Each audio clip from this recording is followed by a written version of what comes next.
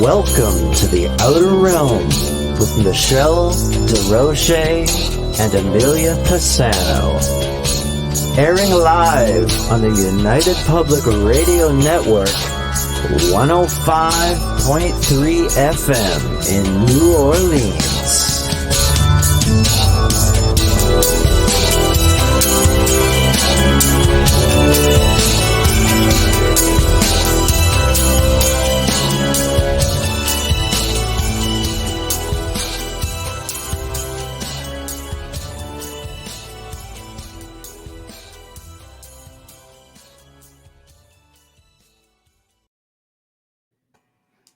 Welcome to the Outer Realm, everybody. It is our Wednesday night segment. We're broadcasting live on United Public Radio Network 105.3 FM from the beautiful city of New Orleans. We are fully sponsored by the amazing folks over at Folgers Coffee, who have been on this journey with us since day one. Also, big thank you to Dr. Snick, aka Justin Snicker, the sonic surgeon, for his sponsorship of his music and his voice for our intro and our outro. You can find his music pretty much anywhere that good music can be found, so check him out. Tonight we will be welcoming back Ryan Musgrave Evans to the show, and tonight's going to be a little bit different. We're going to be talking about Spring Heel Jack, Dogmen, Skinwalkers, other what he calls Crypto-Terrestrials, and why they're drawn to the locations that you find them. I guess the best example to use in this case would be Skinwalker Ranch. So tonight, you'll be able to be on all our usual platforms. I am seeing we are on.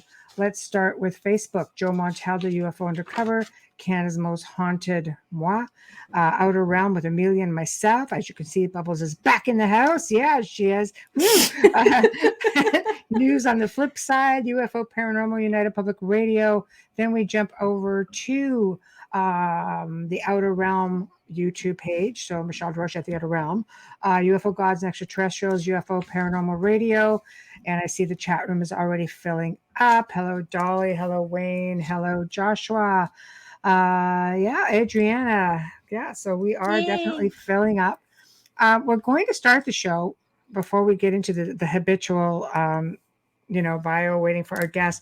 Every now and then, we have some guests that just really go above and beyond, and we love all our guests, but they get really, really creative. And Hamilton White, who you guys have seen on with Carl Cookson from the Lost Relics of the Knights Templar, he's been doing his versions of Folgers commercials. So what we're going to do right now is we're going to play it for you guys. So ignore everything else in there. It's just one thing we're looking for, not everything else in the screen. We're not promoting everyone else. We're not promoting any of those crisps, chips, or any of that. No, exactly. So we're going to hang tight, and we're going to play this right now. Here we go. Guys, have a listen. Or if you're watching.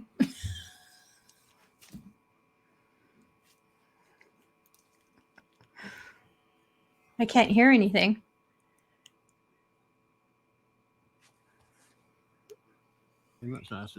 Oh, for God's sakes. Let me go in and start this over.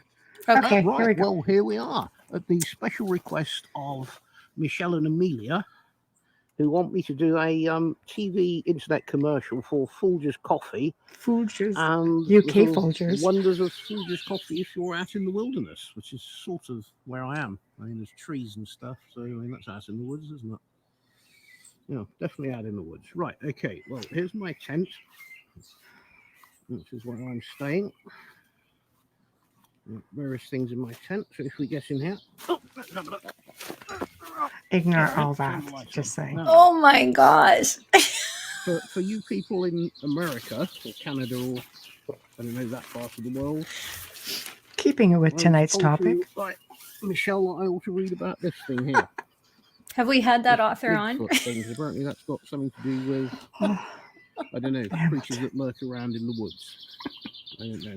I should read that later. I don't know who they are, but something about apes. Big shout out to that author. This is my tent. This is a very good tent because, as you can see, I've actually installed a bar in it, which is one of the essentials if you're out camping. Good choice Yeah, in a look at certain that, beverage that I'm Folgers looking coffee, at. What a great plug. Now then, Yeah. to actually UK. make some Folgers Folgers. coffee, I've got this little device here that I bought in the shop, which heats water and also enables you to burn your fingers. And this thing here that had some water in, but I spilt it. But not to worry. What we can do for going out. Oh my god. Things around here. I have to mute my mic because I'm laughing. Folgers coffee. Right, little mug here. Where is it? Oh, here it is. Now then. I'm sure it's very relaxing when you're out in the woods to drink fabulous coffee. So let's go with it, shall we? Right. Folgers coffee. What do you need? Water, He has a future on TikTok. Okay, coffee beans. Does it sound like a Folgers? Beans. There we go. Last I looked, Folgers isn't bubbly. No, exactly. But it's the thought that counts. We have to My cut it gosh, off thank before it you gets a so little bit- much. Yeah, before Yeah. it gets a little bit, too chaotic. Yeah. Yes, but I love the sign. This is a part 2. So basically, we have other. I'm sure there will be more. We have to talk about the additional. He's there for the week, additional- so who knows? Yeah. So we're going to just stop the screen. There we go. Now we're back to normal. Oh, I know. that was amazing. I love that. I know. Sorry, I it's need like- a haircut. You're so right. bad. We Hi, love it. Now we Dolly. definitely want Folgers coffee. We do. We want That's it. Folgers The- and non-carbonated. Non-carbonated. Linda, hello. I know. There's a lot of stuff in there, but that's what we have to talk about. No, that was Hamilton's dinner. Sure. There, Yeah. it was a roast chicken. There we go. That's right. Oh, it's always a lot of fun. He's always a lot of fun. So, Yeah. But we love the effort that he makes, because I don't think anybody's actually done a commercial. Anybody wants to do any little, minute clips of them drinking Folgers and talking about Folgers, send them on in. You never know. You might just end up on the outer realm in front of a few million people. Oh my gosh, when he messaged me, he says, I'm camping and nobody wants to come with me, but that's okay. And he's on his own. He said, I think I'll just make another Folgers commercial. I said, well, get it in soon so we can play it on the show. I know. I didn't expect all the bonus, posted like a few minutes later. products. So Yeah, I knew he would probably have something to do with that carbonated beverage. It is carbonated, isn't it? I'm just glad he shot the little video before he had too many of the carbonated beverages. Yeah, I don't Because think it he would could have been been able to really manage interesting. the camera. if he I think had. in part 1 I got a little bit bullied into sending over certain Oh, Linda Dillman. Hi, Linda. I didn't see MG. No. cups. You They're don't making want their to way know. over to England as Yeah. we speak. You don't want to know what he poured in that cup. Hi, Wayne. Hello, Hey, everybody. Wayne. Hello, Michelle. Yeah. With a big. See, this is a fantastic idea. But I thought the Bigfoot would be kind of nice because it keeps it in a little bit in what we're talking about tonight. So that's it. Exactly. Wayne Murphy, Team Temple North America, our newest project. That's right. You guys have to start standing by and waiting to see what's coming up with that. Yeah. You heard me. There we go. Yeah. All right. So hi, Janie. Thanks for retweeting. yeah. We're on Twitter. I know. We're not airing on it tonight though. No. Yeah. But I mean, we're both on Twitter and we share things. I just want to put it out there because I closed an account and at 15K like years ago because I have a hard time with Twitter as much as I love it. It's a full-time job. And I don't have the kind of time it takes in the dedication to stay in those circles, but I'm trying. So if you're listening and you have a Twitter, please come and follow us and we'll follow you back. And this way you can keep up with things during the week and that. But and I keep all the archives, like our best archives are up there, the ones I can access, but that's another story. But anyways, yeah, So I just thought I'd put it out there because I'm literally like at 70 something. I can't believe I closed that damn account. I should have just left it open. But if you're on Twitter, please come and see us. Absolutely. Okay, so we are waiting. Ryan will be coming in a few minutes if we want to go over his Yes, condensed I am. bio. Yes, it's yeah. I am going to just bring it up because I have it on my screen. And Ryan has been on our show before. He is an author who resides in Victoria, Australia, and he is also a teacher. And he has a Bachelor of Arts. He's got so many credits. There's so many to list tonight. There's just too many, but they're on our page, on our group page on Facebook. He is also a private language tutor of Irish and Scots Gaelic and a full-time nurseryman and grafter. He is the author of speculative fiction novels, Dead Stars and Dead Womb of the Grave, available in Amazon. And he is a relief substitute primary elementary teacher and a fluent speaker of Irish and Scottish Gaelic, insatiable preoccupation with comparative linguistics, philosophy, folklore, religious studies, and all research into the paranormal. We welcome back Ryan Musgrave Evans. Hello. Bubbles went quiet. I'm like, oh, I stopped for a second. Sorry. I'm just getting back after 6 weeks, so it's crazy. How's the weather there? You're heading into cold. the fall? That's cold, yeah. Well, it's winter. Yeah. Yeah. Well, last time you were on, it was freezing here. So I feel like it's okay. That's right. A fair trade. We're heading into summer in 3 weeks, and you're heading nice. into winter, right? Yep. It's raining, cold. We have fairly moderate weather here in this part of Australia anyway. It never gets really, really hot, and it never gets really, really cold. But at the moment, it's as cold as it gets, basically, yeah. That's not bad. Wow. Yeah, I like the cold. Yeah. Do you? Yeah, I like the fall. I like the fall a lot. That's my favorite time of year. You're always comfortable when you're outside. Nice. Yeah. Yeah, and I love autumn leaves.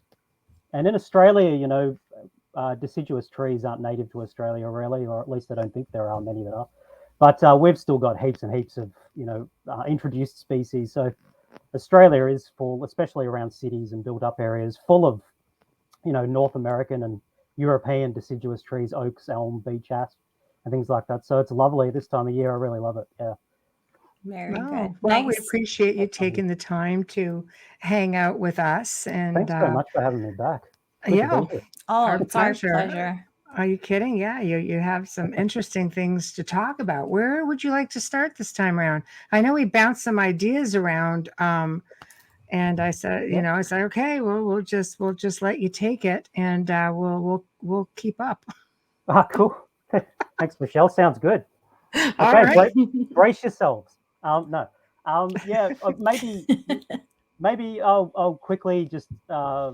I'll just quickly say who I am again, just in case people. Yes, please. I'm Ryan. I mean, you did a bit of an intro for me anyway, but I'm 43-year-old Australian. I've been experiencing what people might call high strangeness all my life, but particularly in the last 10 or so years, it's really amped up. And the people, the beings that have interacted with me, visited me, abducted me all of my life, call themselves the Mudjana. And I wrote a book that's primarily an investigation into their presence here through folklore as elves and fairies, where they're interpreted through those lenses in old times. And then nowadays, they're usually considered to be something like ETs or aliens. But their masks have sort of changed. They're indigenous to this planet, although their history is, quite complicated.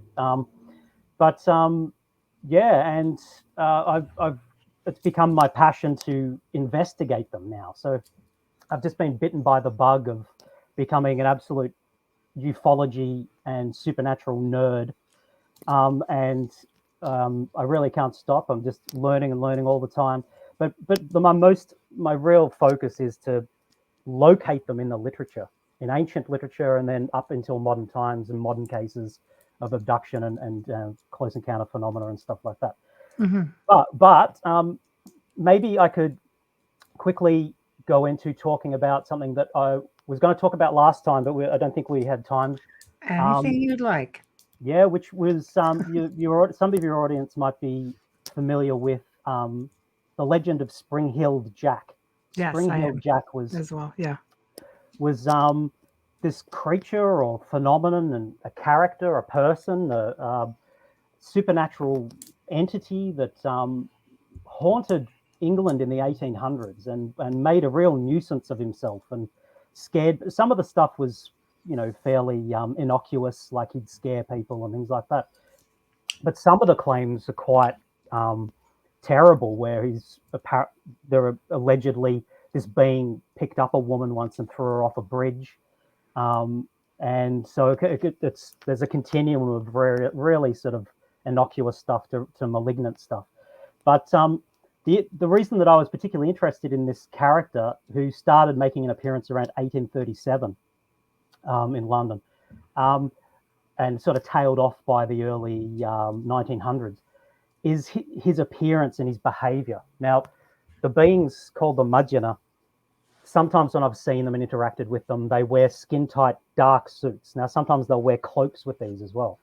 Glowing red eyes at night, prosthetic claws on their fingers, a kind of a technology on their chest, and also the apparent ability to defy gravity, to levitate, is amongst some of the characteristics of this high-end technology suit, which is like a soldier suit, like a super soldier suit that gives them lots of other powers as well: super strength, speed, intangibility, so they can pass through solid objects.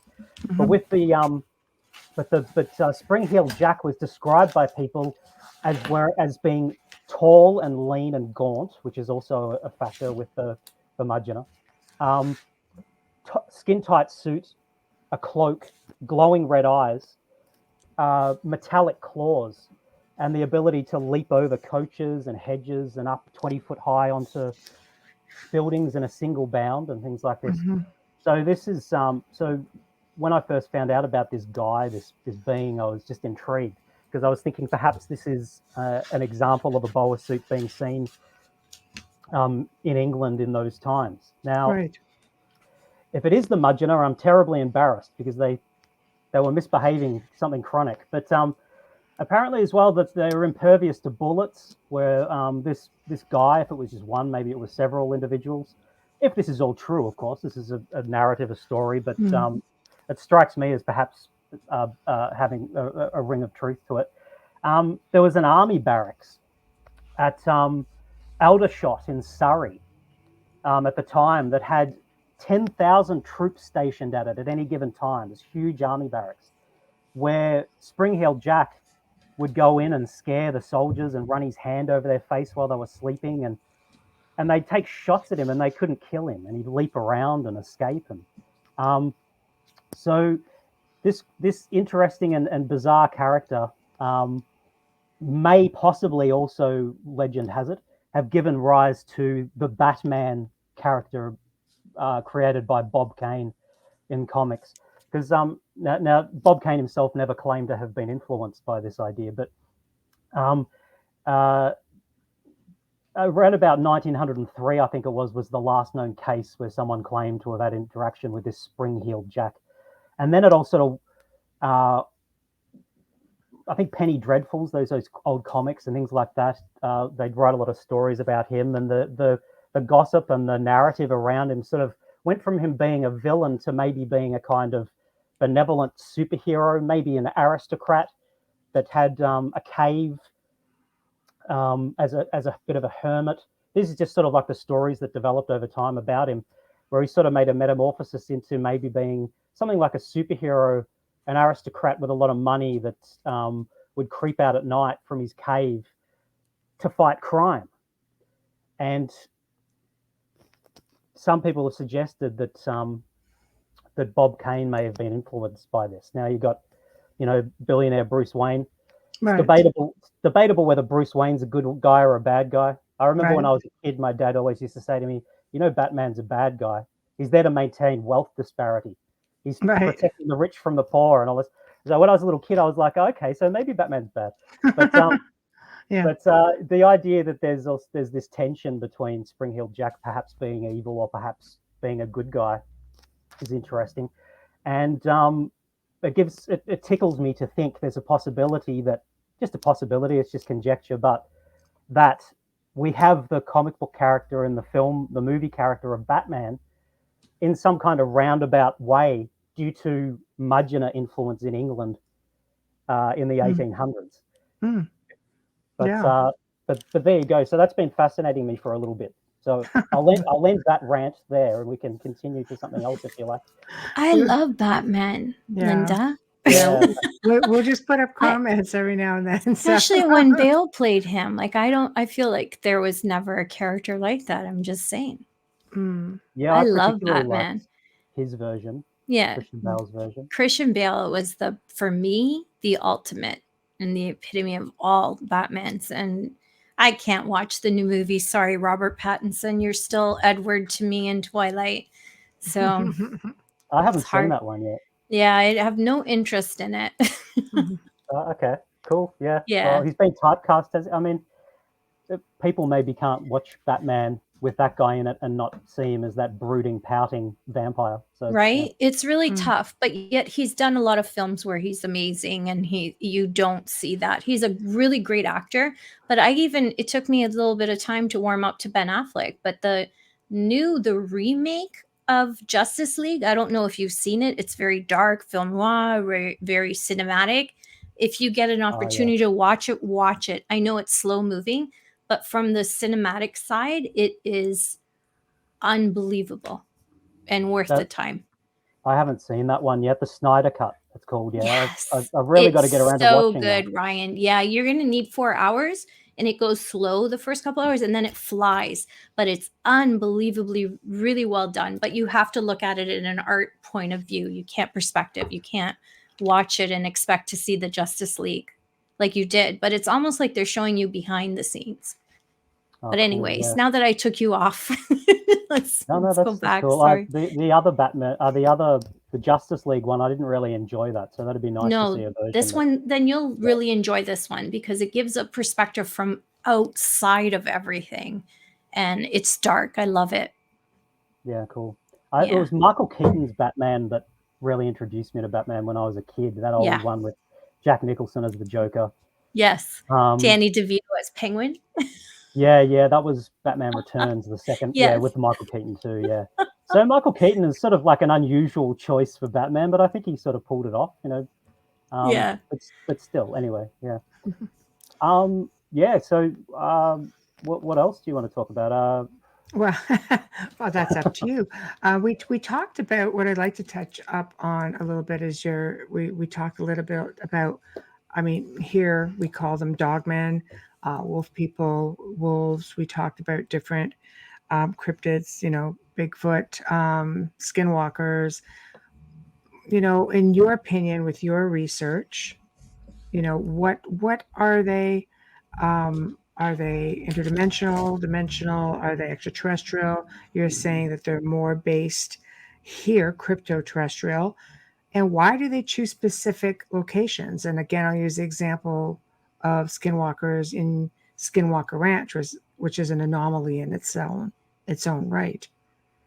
Yeah, okay. Yeah, the idea of, I think, of werewolves and dogmen, in my opinion, now there may be such a thing as werewolves and dogmen in some other sense. I'm not sure, but in my opinion, at least a lot of the lore about dogmen that's developed over the ages and werewolves has come from people witnessing Mudgeonor in boa suits in particular. Part of their cryptolect or their camouflage language as well that the Mudgeonor use is mimicking wildlife.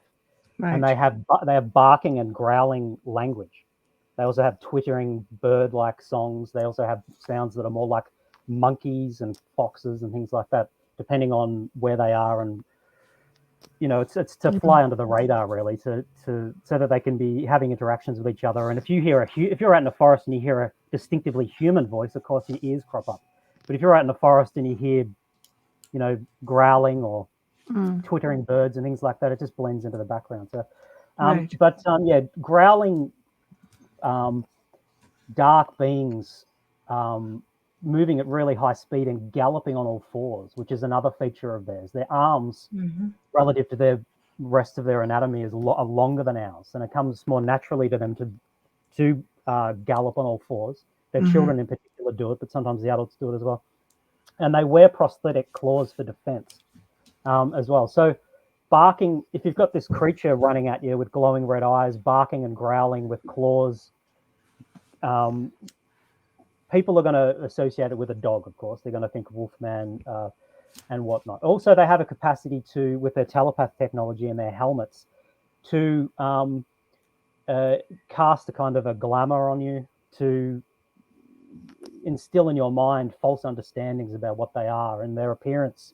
They can change their appearance by warping your idea of what they are in your mind without actually them physically necessarily wanting to. So we're the ones that they're leading us to believe we're seeing a certain image that's not really what they are. They can do that, especially, and they can also feed on your own beliefs and expectations as to what you're going to see or what you want to see. The idea that they could even make you see them look even more dog-like than they actually are is a possibility as well. Not that I'm sure why they'd want to do that to you and scare you like that, but still. So whether or not there are actually dogmen out there and werewolves and things like that's another thing again. But I think these guys, a lot of the time it's their suits. Now, having said that, there's also a factor in all of this, and you especially have it, as you said, Michelle, at Skinwalker Ranch, but in lots of different places throughout the US and also in Australia, especially like ranches and farms and things like that, especially places that are bordering on wilderness areas, state parks, national parks, where you will have people seeing giant wolves the size of small horses, or like dire wolves, that sort of thing. Dire wolves, yeah. And other kinds of giant canid-like creatures with the big bushy tails that look like some kind of megafauna that should have died out millions of years ago. Or giant hominids that really, according to established science, should not exist at all. But then we have ideas, of course, of Sasquatch and Bigfoot and whatnot. And again, that doesn't necessarily mean that Sasquatch and Bigfoot don't exist as societal creatures somewhere on the edge of our world. But there is this element where there's this overlap with what I'm calling Crypto-Terrestrials, or the Mudgeonah, hidden earthlings, these people, and these strange kind of monstrous beings that seem to be physical and tangible. They can attack cattle. They can rip up fences. They leave footprints. They could even be shot and have pieces of themselves being blown out the back, like famously the dire wolf in the case of Skinwalker Ranch, where the rancher was actually shooting it and it had no pain response. So it didn't seem to. And then just trotted off. And then they follow these creatures, and quite often they'll go around to copse of trees and the prints will stop, like they've been beamed up, Scotty. They just disappeared. So I've been calling these creatures transient life forms, TLFs, because they seem to be transient or transitory, in that they don't really have some kind of established true essence of being, almost like they're tools, almost like they're productions, almost like they're maybe biological creations, robots, perhaps made out of DNA of some kind, of genuine creatures that existed once, of dire wolves or some other kinds of canids or hominids that once were, that are no more, but that they have. But this is conjecture, this is my theory about what some of these beings might be, but that that the Crypto-Terrestrials, the people, use them as guards, as guard dogs to over the top of their subterranean habitations to keep people away, to scare you, and they deliberately choose animals that are monstrous to us, that would scare us, which means they don't have to come up themselves to keep people away necessarily. They can let these creatures do it. And in the sense of the famous Skinwalker Ranch case, written about by Colin Callagher and George Knapp, and then the documentary made by Jeremy Corbell, whatnot. It seems to me that the motive of the beings, in that case, the Crypto-Terrestrials, was to get rid of that family. It was psychological warfare. They were not welcome Probably for multiple reasons. The Crypto-Terrestrials had deigned them to be inappropriate. They had dogs, they had guns, they're dangerous to their children. They were trying to even move the them along. indigenous of the area were terrified, and they wouldn't even speak of skinwalkers on average, and they had very healthy respect for it. It just seems like Skinwalker Ranch and other properties along that whole mesa seem to have very unusual things going on there, ranging from extraterrestrial yeah, Linda, there are portals. There's just a lot of really rare things going on that you just don't seem to see all that, like All a in mix one of everything spot.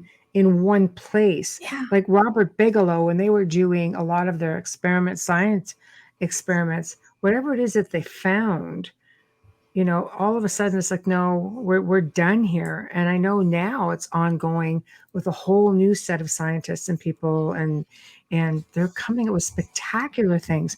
No one seems to have captured any cryptids at this point, though.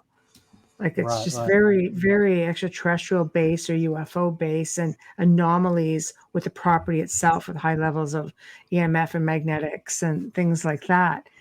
So, are you dealing with, so if you're dealing with like what's a skinwalker? I mean, if there are portals there, because there's high levels of paranormal activity as well, is it, are they just coming in and out?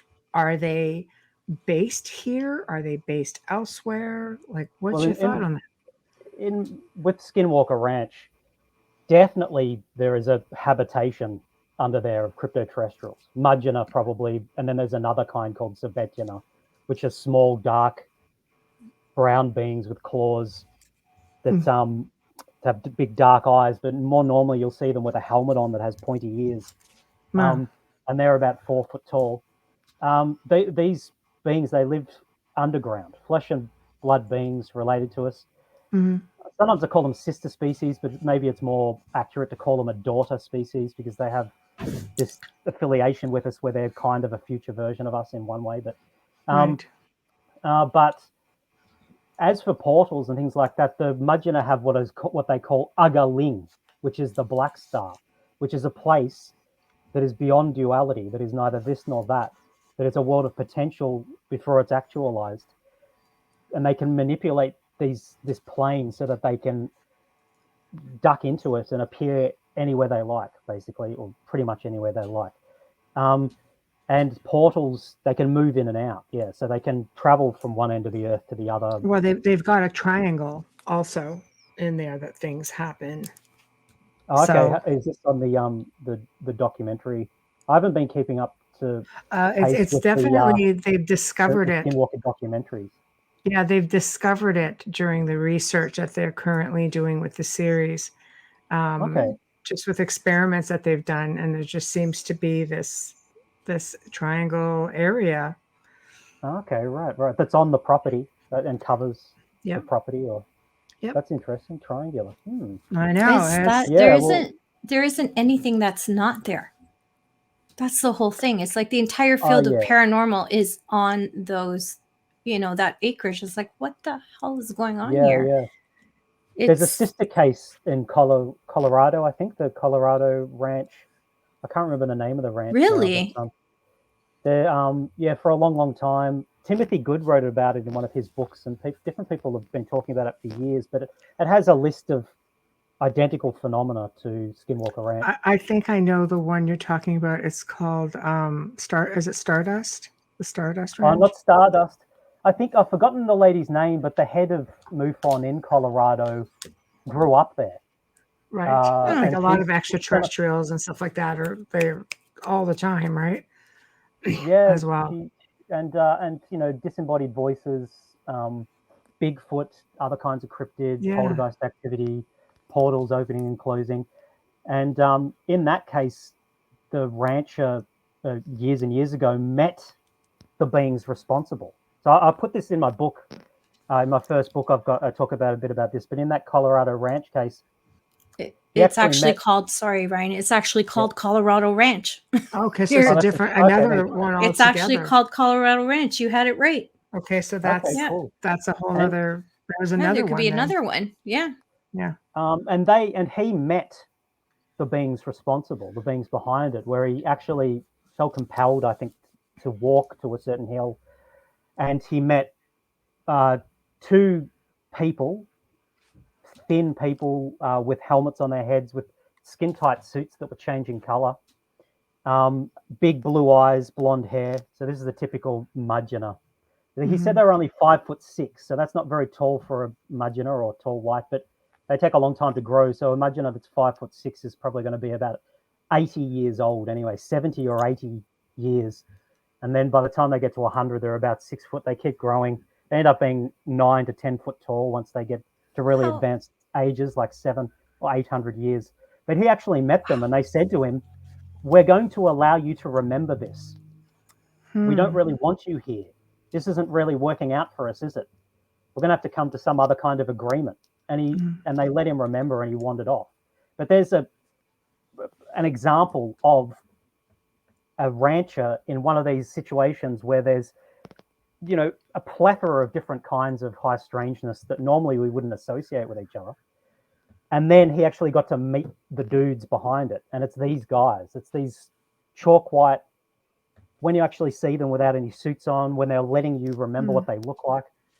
Right. They it's these people, for the most part, most of the time, the beings that Charles Hall called tall whites, that he wrote about in the Millennial Hospitality books, even though we presume them to be aliens and not have an evolutionary connection to Earth, they actually do. They're indigenous to this planet, and they've returned to bolster their failing, unraveling genomes, because they're not the healthiest. But anyway, yeah.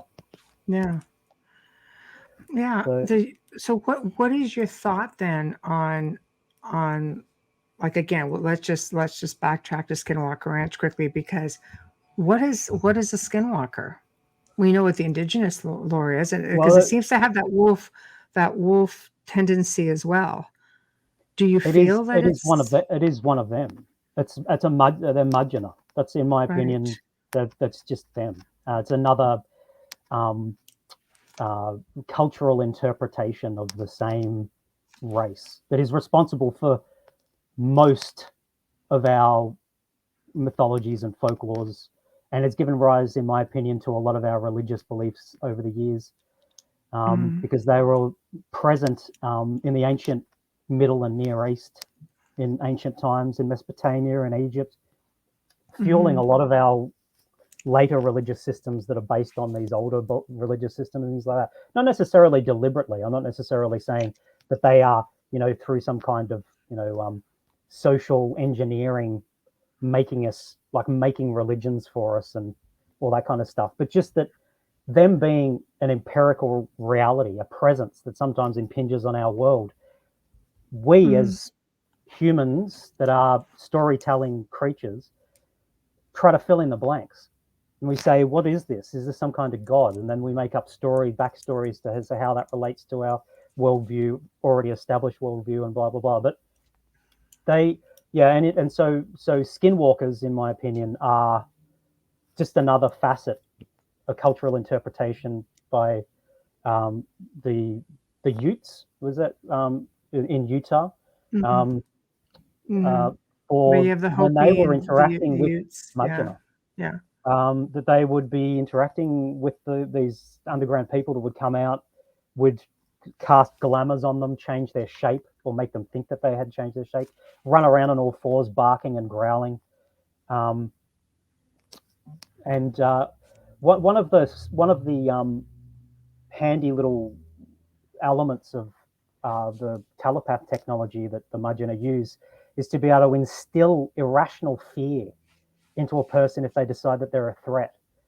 And so this kind of response that you get in these cases of high strangeness, where people are out in the forest and suddenly they just feel a bit weird and they have a baseless fear sort of grips them. And then they might start walking away, and then it will just pass. And if they go back to that same spot, it'll be back again. This is something that they use. It takes them years and years. They start training from when they're kids to use this telepath tech to manipulate the minds of Homo sapiens, to instill fear in us, or the opposite, to instill feelings of love and acceptance. If they think that that is a better angle to remove you as a threat, depending on what kind of personality you are. But yeah. So in cases of Skinwalker Ranch, you know, the family at Skinwalker Ranch explained experiencing that kind of stuff. They saw the Mudgeonor there as well. You know, one of the craft that the Mudgeonor use, like I said before, in the Colorado Ranch case, the guy met the Mudgeonor.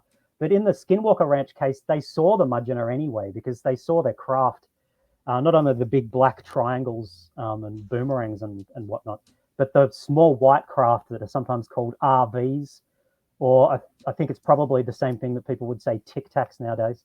And they can be quite small, the size of a car, larger, the size of an RV or bus, larger again, and look like, and they're white normally, or pale grey. They can be as the size more like a train carriage, or a diesel engine, with a series of windows along the side, passenger transport. But at Skinwalker Ranch, they saw these things floating around the property and tried to give chase, and they'd lift up and go over hedges and things like that. And the wife actually saw one parked out in the field, and the door was open, the light was on inside, and a guy walked out, and he was a giant dressed in tight black outfit with a visor, which is something that the Mudgeonor sometimes wear. And in my book I show that there's another case where the tall, fair beings with blue eyes apparently have been seen wearing these visors as well. But and in that case, in the Skinwalker Ranch case, they left huge footprints. So the next day, when the husband and wife went to check where the craft had been seen, these giant footprints, dirty big feet, which of course someone that's 8 foot tall is going to have, you know. Yeah, it's definitely, the Skinwalker Ranch case is definitely them, Crypto-Terrestrials, the Mudgeonor. And you know, so I don't want to be sort of like, you know, sometimes I get myself in trouble sometimes with people that are interested in paranormal stuff, because they say, "Oh, you just say everything's the Mudgeonor." You know, it's pretty boring. Some would argue it. Come on. You know, in my opinion, most stuff is. You know, probably not all stuff, but most. Well, is there any being like let's go with vampires, for example. There's questions for you with respect to that, because there's a lot of theories with that. He says, I have a question for Ryan with respect to vampires. I think this is a two-parter. First of all, do you have stories of vampires in your country? And secondly, do you feel that perhaps they are extraterrestrial in nature, which is something some people do think? Well, again, I know that I'm very predictable, but I think a lot of the Mudgeonor presence has given rise to vampiric lore, especially when you're talking about tall, pale, gaunt beings in hooded robes levitating and shooting across the fields, and especially like their hands are really long. They have 4 really, really long fingers, like half as long as our fingers, again, their fingers are, with a small vestigial thumb that's only about half as long as our thumb though. But these long hands, skeletal looking. In Australia, I'm not quite sure about Indigenous ideas in Australia about vampires, and whether I'd imagine there would be. Actually, yeah, there are actually. I've forgotten what they're called though. In some of the nations, the countries in Queensland, I think I was reading, has something like that, but where they had these dark beings that would come out of the earth and would drink people's blood or eat people and things like this as part of the dream, their dream lore, but the dreaming. But I don't know much about that. And when it comes to vampiric lore, not that I know that much about it, but with European vampiric lore, I think nowadays there's a much stronger line between vampires and zombies. But I remember in the past when I'd been interested in researching vampires, that in ancient European lore, vampires and zombies were kind of the same thing. They were revenants. And people would, some of the descriptions of vampires bursting out of graves and stuff like that sound to us now sort of more like zombies, all decayed, and the notion of sort of like a tall, aristocratic, pale, handsome, sexy vampire guy or something like that is sort of more of an invention of like the 1800s or something like that. But there's But definitely a lot of stories. Look at the Count Saint Germain, for example, who spent a lot of time in oh New yeah, Orleans, right, from Europe and yeah, Paris, and I mean, I think the last sighting of him was like in the 1970s or something crazy like that. And yet there was like paintings with him. There were eyewitness accounts of what they like what they said he looked like back into the 1700s. yeah. Wow. Yeah, yeah, So I don't know, like that's one prime yeah. It's example. incredible. So you tend to think like, are they extraterrestrial or just like Yeah, dimensional? yeah. That I remember being interested in Count Saint Germain a long, long time ago, and learning a bit about him. Yeah, that's just such an interesting case, isn't it? Oh yeah, Um, yeah. yeah, Well, you for to sure. think about it, it's just like he's got to either be traveling back and forth like time traveling, or it's got to be a shapeshifter, or it's got to be extraterrestrial. It's got these really long lifespans who just kind of keep popping in, or Yeah. we just don't have that, we know of the capability to have that kind of a lifespan. No, that's right. That's yeah, and there were Yeah, people that were still alive that could vouch for him as being the same person. Sometimes, wasn't there as well, where people that had known him when they were a kid in one yeah. context, many many years later, they were like octogenarians or something, and would say that's definitely the same dude, hasn't Mm-hmm. aged. Oh Yeah, yeah. time travel is an interesting idea with that. I hadn't thought of that one. Mm, Maybe that's him. Yeah, that theory pops up a lot more now. We're a little Yeah, bit well, more open about it. it yeah, does, Yeah, it does. You start to wonder even about shadows. We were talking about that with the guests. Are yeah, the shadows or are they time travelers? I believe it was Mike Rixiger, right? yeah. Mike Rixiger Yeah. thought that too. Yeah. Yeah, Do you want me to? yeah. You can see it. I wasn't sure if you could. I can see, yeah, I've got my Okay. glasses on. I am just coming back from 6 weeks of being Yes, I wasn't sick, sure if you Ryan. could So I'm see. You so can't see. sorry. I'm out of I feel like Okay. I'm coming for the first day of school. Linda Dillman asks, do you think the paranormal or aliens have infiltrated our governments, or are they Oof, just greedy humans? loaded questions. Wow. yeah. I miss I Linda. I'm glad she's back. I think well, I think that the powers that be, that whatever you want to call them, like the shadow government or the power structure that's behind elected officials and elected governments, I do believe there are these entities, these groups that of, the top 1% of the 1% that own most of the wealth and all that kind of stuff, that are making all the decisions behind closed doors. I think they, in my opinion, are frightened of the crypto-terrestrial presence, and sometimes take into consideration what the crypto-terrestrials are doing and how they're behaving to dictate what kind of course of action I'm going to take. But I don't know whether, the idea of, crypto-terrestrials controlling the government and actually like telling them what to do and this, that, and that. I don't necessarily think it's like that, but I do think that sometimes these uber powerful people are influenced by the crypto-terrestrials if the crypto-terrestrials bother to make it known what their opinion is about certain things. And I'm very certain that the time has run out when it comes to environmental issues with this planet. Not just global warming. Lots of people say global warming is not us; it's a Climate natural change. cycle. Yeah. Climate change now. But if climate change is natural and it's not to do with us, that's still a moot point, really, anyway, because we are responsible for destroying so much of the environment, destroying species, really messing up our planet's biosphere in lots of different ways. Otherwise, anyway, and that it's a really weird thing to me that certain powerful people in the world now are very much on board the push for new technologies to get us off fossil fuels, something which just not too long ago in the past they would never have been. Fossil fuel industry is just making powerful people too much money. But all of a sudden, they're playing to a different tune, a lot of these powerful people, and they're like, hold on a second. If the boat goes down, we're going with it, and it looks like Yeah. they're starting to sort of play along those lines. there is a distinct possibility that they've been influenced by the Crypto-Terrestrials, because the Crypto-Terrestrials are here now again, living in our Earth, and they do not want our biosphere to be damaged. They want to return it to something of an earlier pre-industrial human stage in that respect, and they don't have a sense of humor about it. So in that respect, sometimes I think maybe the Crypto-Terrestrials have an influence on world politics, geopolitics, and things like that. I agree. Just putting up comments here. Yeah.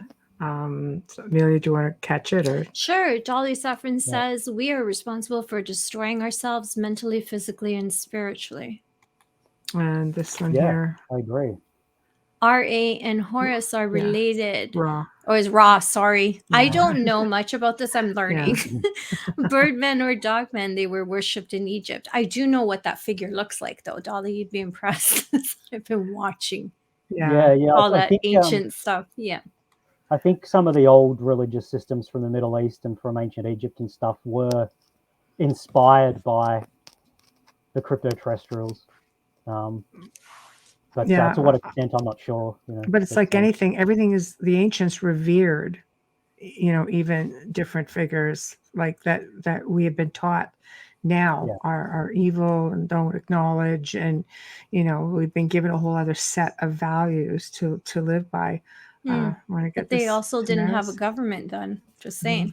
Tamara says the descriptions. Yeah, the descriptions of Crypto-Terrestrials sounds very much like the descriptions of the Jinn, as they can appear to be dogs, shadows, different elements. Yeah, they're tricksters. The Jinn, virtually, like you read about the Jinn, and they are identical to the Celtic fairy faith idea of fairies and elves. Not fairies with little ladies with wings and elves like Santa's helpers at the North Pole, but older ideas like in Gaelic what you call Nashichen. They're almost identical. The Arabic ideas about what jinn are and the Gaelic ideas about what fairies and elves were. And yes, I am very, very sure that the jinn are the Crypto-Terrestrials. That this is the same idea. To say just cultural understandings, interpretations of a flesh and blood, highly sophisticated, advanced race. Even though they are flesh and blood and just as physical as we are, they nonetheless have advanced technologies that are so robust that they can, travel through portals. They can move to different dimensional realities, different timelines, different worlds. But they are able to do this by way of nuts and bolts technologies, which sort of sounds like a contradiction, but these ideas of physical and spiritual, or material and non-material, those dichotomies really start to break down when you've got a group of people that have a sophistication that's just so advanced that it's difficult for us to cognize, to conceptualize. Yes. Michael Kennedy says, I think it is very telling that Bob Bigelow spent so much of his own money studying what's going on at Skinwalker, and now is putting all of his money towards consciousness studies and the afterlife. So very good point, Michael. What did he find there? I haven't seen all of those shows. He shut down, okay, we're done here. And then all of a sudden, that's right. Is it fear or is it enlightenment? It'd be interesting to see which one of those two caused him to do that. Yeah, that's right. Yeah, he's they were using a fair bit of money from the Pentagon as well. They were being financed. Colin Kelleher. That speaks volumes, Ryan. Colin Kelleher and George Knapp, their more recent book, Skinwalkers at the Pentagon. It's an interesting book. It's a little bit dry because it goes into sort of the bureaucracy of it all. But it turns out that the National Institute for Discovery Science, NIDS, was being financed. I think it wasn't a huge amount of money in the grand scheme of things. I think they were allotted like $5 million for Skinwalker Ranch. That's a and lot other coming from related the Pentagon. Other related areas. Why was the Pentagon so interested? Sorry, Ryan. Oh no, Well, that's a good question, isn't it? I mean, I suppose that they see that It's there something is they're some never kind going to of, tell you, right? So, yeah, and there's a possibility as well. I mean, a lot of people in the Pentagon presumably know all about this kind of thing anyway. mhm. But whereas NIDS, I'd imagine, are curious, a curious bunch of scientists that are nerds about the paranormal, but they are ignorant in the sense that they're not in on the joke. They're not they they don't know what's going on and they're trying to find out, and so they're applying for money and they're doing all this kind of stuff. But the thing is that there's people in the Pentagon that already know the answer to all of these things. And of course there's people in the American government that know it all, but it's just not out. So the idea that yes, some people in the Pentagon, they already know this, but then now they're going to finance a group to investigate something that they already know. Which suggests perhaps there's a possibility that a scenario where they're going to pretend that we can all now find out together. If groups like NIDS are financed by the Pentagon and they can work stuff out and find stuff out, then there's plausible deniability, and people in the Pentagon that already knew a lot of this stuff can just say, "Oh wow, that's cool what you've worked out. We're just hearing about it for the first time too. Yay!" And then they can pretend that they never knew, because that's where they get in trouble, where they have to admit that for the past 80 years they've already known about all this stuff. But yeah, anyway. Yeah. There you go. Oh, the Cool. Mothman. Yeah. Ken Keyser. Hi, Ken. Ryan, comments or insight into the Mothman prophecies? Well, again, I am very predictable. Yeah. Mothman is a cultural interpretation of these boa suits. The military suits that the soldiers and guards wear for these Mudgeonah group.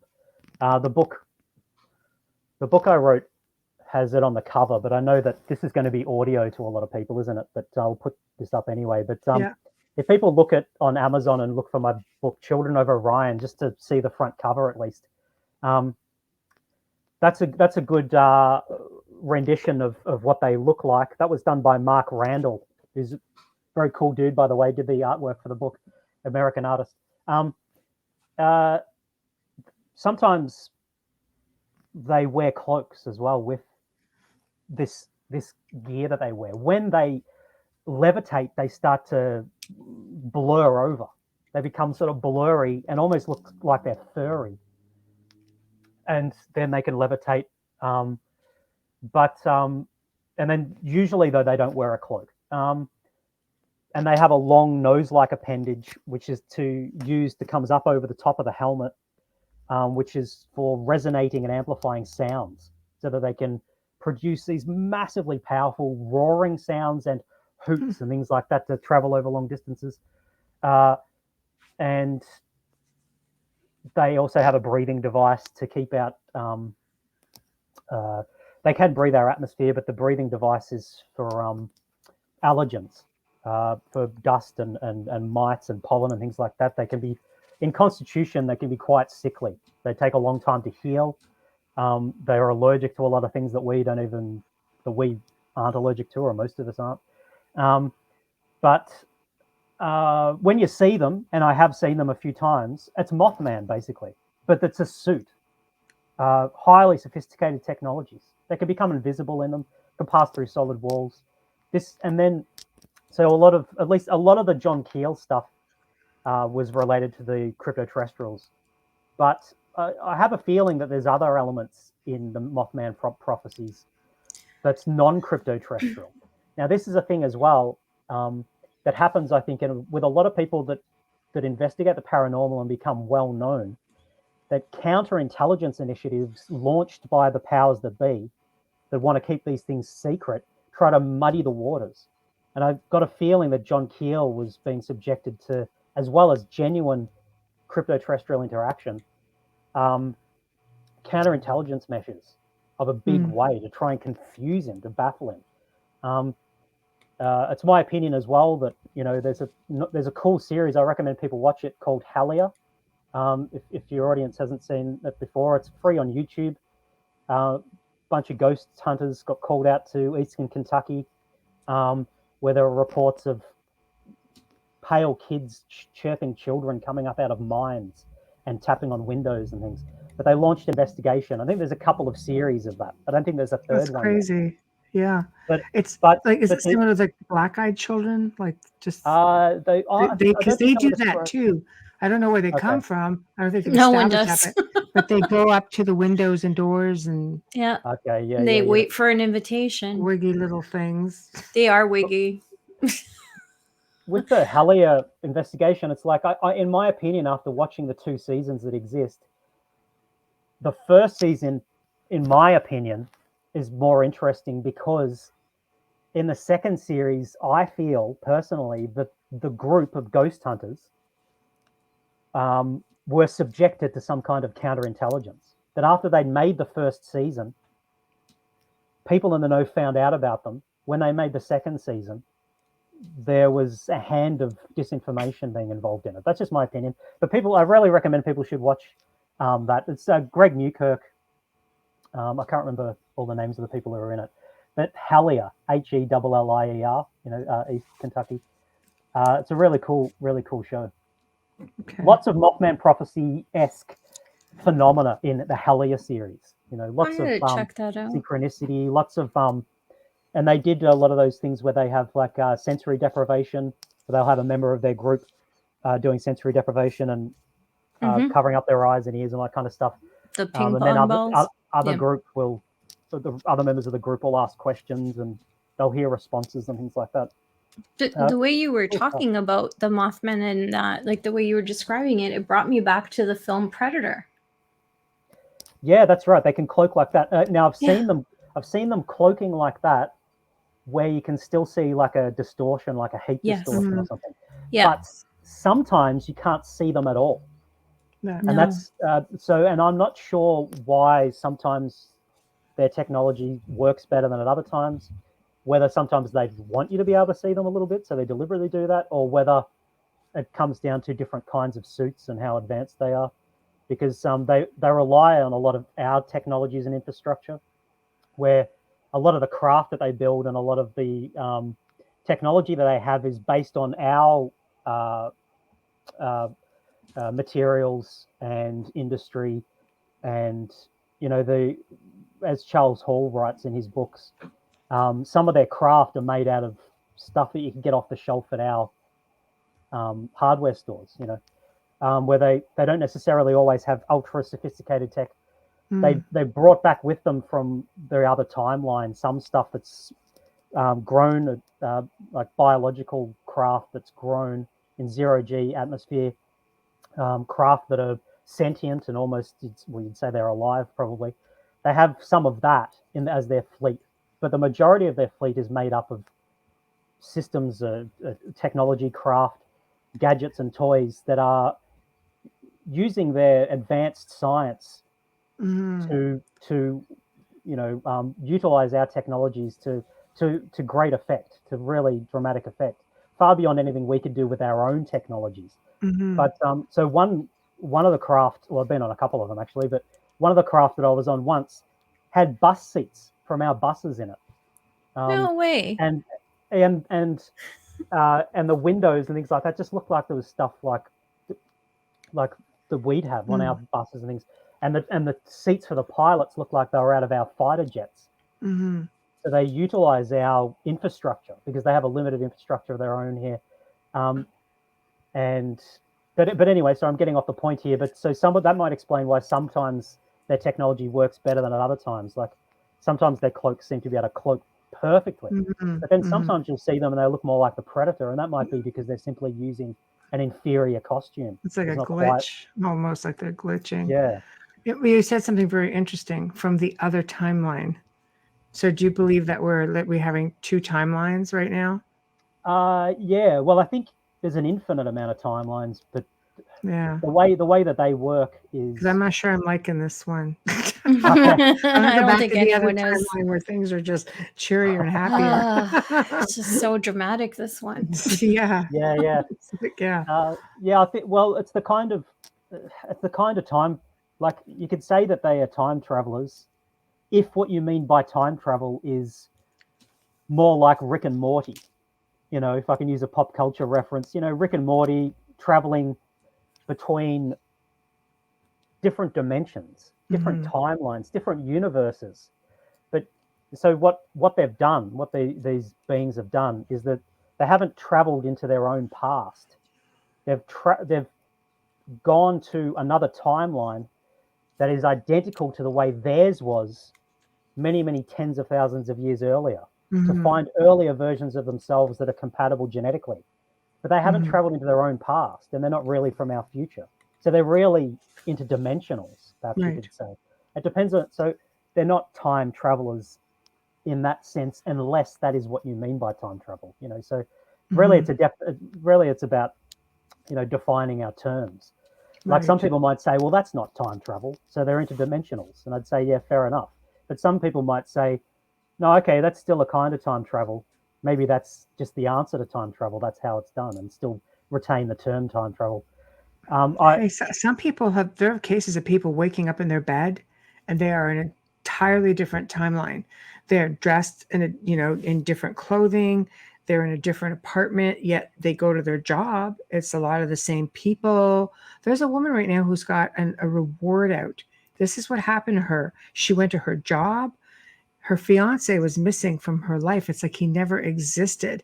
And it was like there was 7 years that she had traveled to. She goes, and she just woke up that way. She went to sleep in one pair of pajamas, woke up in a different pair, and she's looking around and she's been trying to get back to her timeline, and she's offered a reward to anybody that can get her back to her timeline. And that's sad. What do you travel? You're sleeping? Like, what's that about? That sounds like a nightmare scenario. Imagine if that had happened to you. Sounds like an episode of Supernatural. Right? Yeah. Yeah. But when they go through the hotel. Yeah. This happens. There are other reports of people who walk out their front door, walk to the backyard, come in the back door, and they're an entirely different. They're like, wait a minute, where am I? That's scary. Yeah, oh my gosh, that is scarier than being on a craft. This is the kind of things that are happening. So are you just walking? It's like I say, we have all these different dimensions and levels in one space, but it's like listening to a radio station. You can only listen to one at a time, you know, unless some of us, we hear all this different clutter. I call it clutter, voices, sounds, things like that, frequencies. But can you imagine you're living it? You just walk out of one room, walk into another one, and what the hell just happened? That'd be scary stuff. Sure. You'd very quickly lose any stability, mental stability. I think if you weren't sure, you walk out your bathroom door, and then you're in Egypt or something.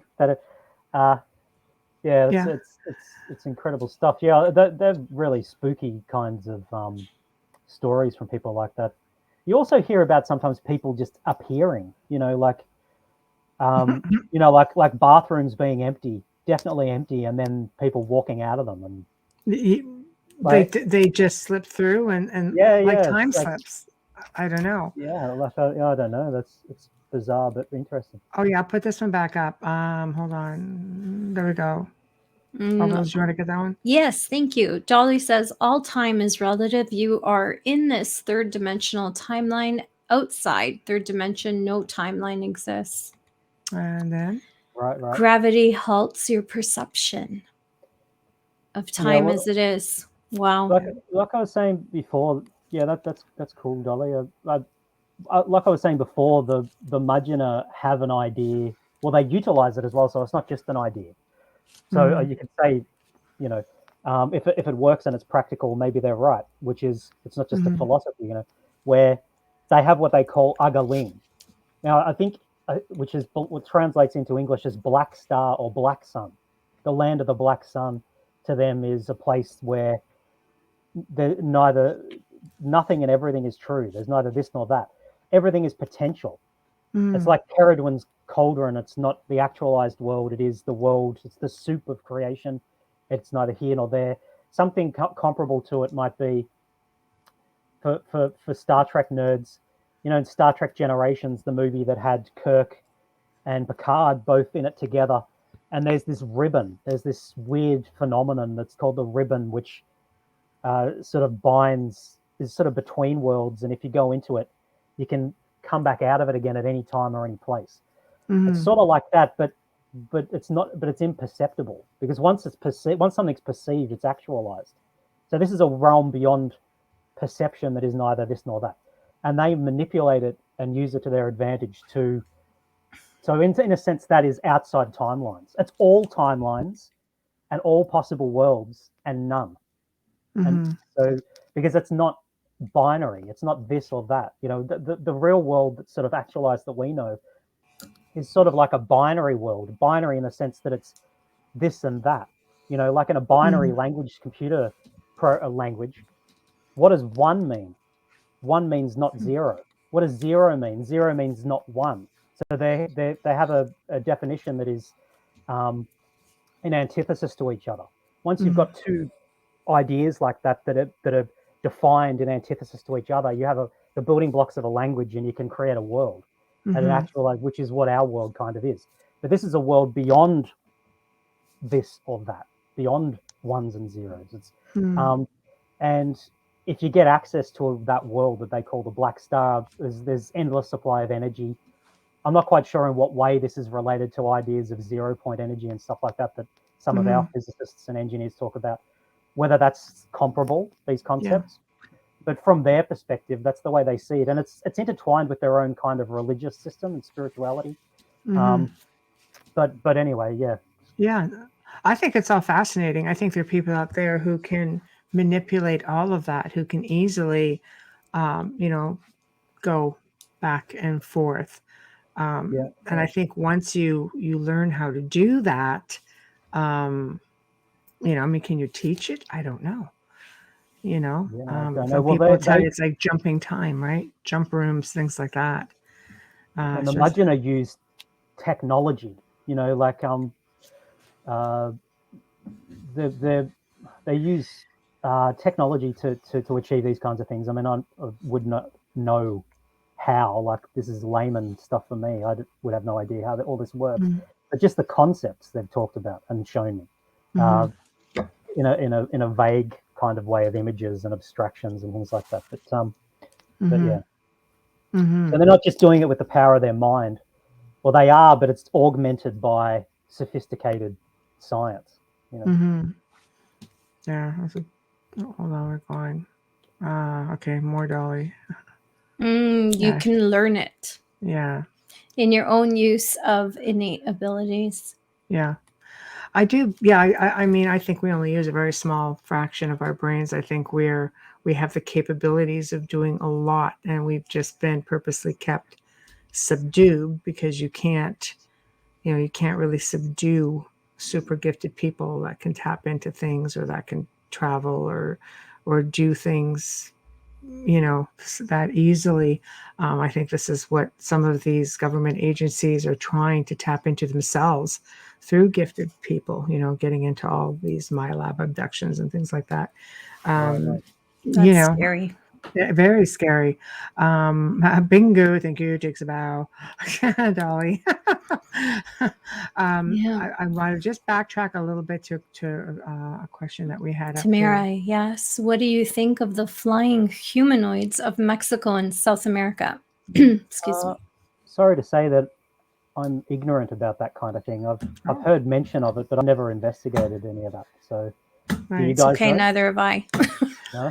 Yeah, well, there's actually a lot of videos that are coming out, and one that I find has been really interesting. And I know, Tamara, this is probably something totally different, but have you guys ever seen a video clip on YouTube? And it looks like it is a witch on a freaking broomstick. Do you know we had one just up here in Milton? One of those? No. Yeah, and they're spotted all over the world. Yes, and it looks like a hag, like a witch. That's what I thought it was. Room. And people are just like, what is this? And they zoom in, and she travels like this. Yeah, they can't explain it. Steady. No, they've tried to take it apart on software and computer, and they can't. And it's an original image, but they don't know if somebody's up there propelled on something. Yeah. They don't really know. Look propelled. I mean, unless you can propel a dang broom. But her garment is hanging over. That's what it is. A humanoids of Mexico. Okay, thanks, Tamara. We had one in Milton, Tamara.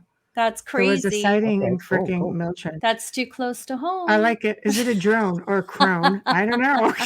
I don't know, but I do know that they scientifically tried to tear it apart and they couldn't. It was not played with. It was not tampered with in any way. So I would it's just one try of to catch those the video, anomalies Ryan. that we'll never really Yeah. know. But the people of that town of Mexico believe that it was some sort of hag. That's Yeah, what they it's- believe. When it's they're kind speaking, of- that's what they're saying. It's kind I of want to weird. believe. If it's true, that is so cool. You Google that little clip, Ryan. No, Like just go on, you'll you be know, looking at it going, one of what the places the we're streaming hell? on that just, Yeah. you know, seem to get really annoyed with stuff. But see, this is okay. Well, this is what Dolly says. Okay. 7D hologram. Really? That heck? I don't know. She looked real to me. Yeah. Of all the holograms you could have, and that's the one you would choose. That's not the one I would Yeah. pick. Yeah. Like, like a test image. It's Yeah. like these glitches in the Matrix that you see, where you'll see like a plane for a quick moment or a bird stop in dead air. Jimmy, just stop. Yeah, Have you yeah. seen those? Yeah, I have, I think. Yeah. What's your That's, take on that? I don't know. Glitch in the Matrix? Yeah, I suppose. Well, I think something going on there, isn't there? Yeah, bit of a Wow. glitch. The program's breaking down somewhere. Bit of bad code in the program. Yeah. Yes, yeah. It makes you wonder when you see things like that. You're just sort of like, Wow. are we in a dang Matrix? Seriously. Well, how does it Because- come to a dead stop? That's Right. some wicked Bit of glass. technology, right? Yeah. Tamara says there is a police officer report from Mexico, an interview on YouTube. Look it up. Yes.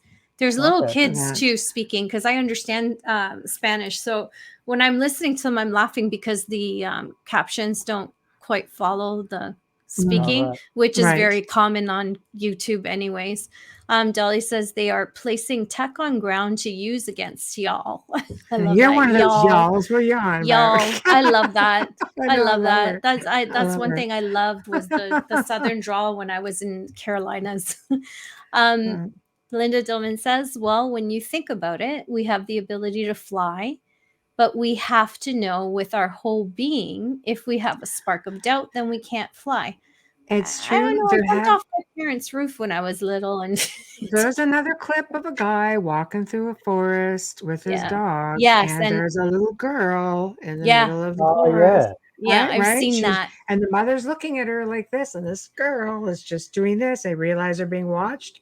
Yeah, Down she and you goes. could clearly see What? them Oh, yeah. panic. And they You run can away, clearly don't see they? them Yeah, that's panic. right. Yeah, They're do. like, and they're gone. They're gone. They don't really run. They kind of just.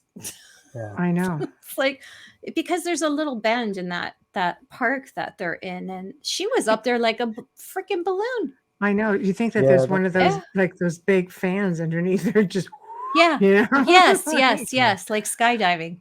yes. So I don't know.